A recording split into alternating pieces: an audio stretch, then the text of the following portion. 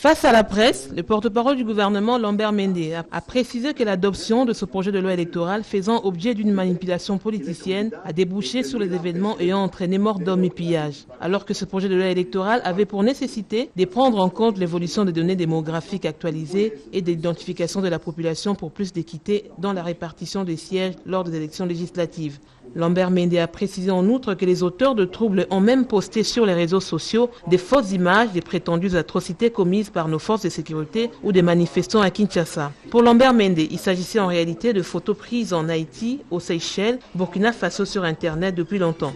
On poste sur la toile de fausses images, de prétendues atrocités, commises par nos forces de sécurité, alors qu'en réalité il s'agit d'images qui viennent d'ailleurs. Et c'est avec ces montages grossiers que quelques-uns de nos compatriotes se laissent manipuler, particulièrement dans la diaspora.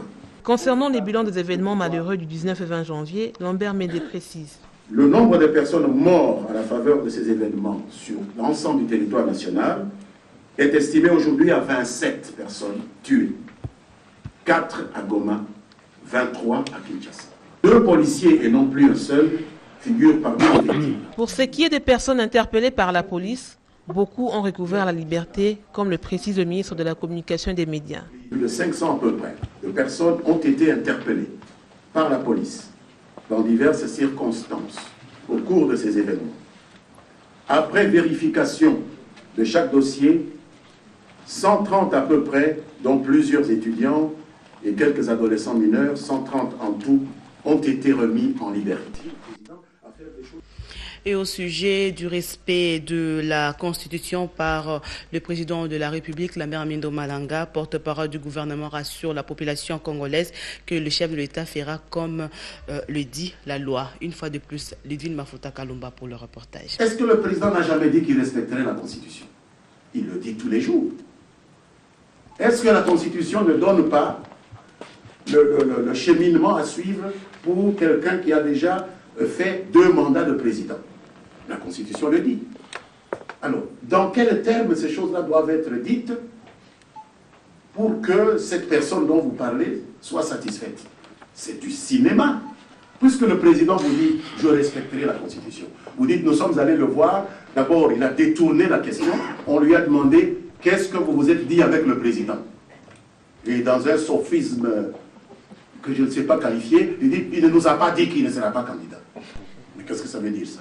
Est-ce qu'ils sont allés là-bas pour obtenir du président une déclaration de non-candidature? Au nom de quoi? Le président s'adresse à la nation.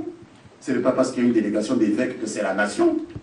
Le président dit à la nation, chaque fois qu'il s'adresse à elle, « je respecterai la Constitution ».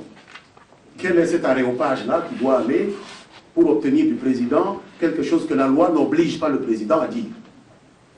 Est-ce que la non-déclaration de candidature est une obligation pour quelqu'un qui est président en République démocratique du Congo? Il a tiré ça d'où? On risque de penser à des sentiments tout à fait irrationnels, à des gens qui manipulent peut-être une sorte de nostalgie par rapport à un passé où peut-être ils jouaient un rôle qu'ils ne jouent plus et qu'ils étouffent dans cette sorte de haine et qu'ils expriment comme ça de manière tout à fait maladroite.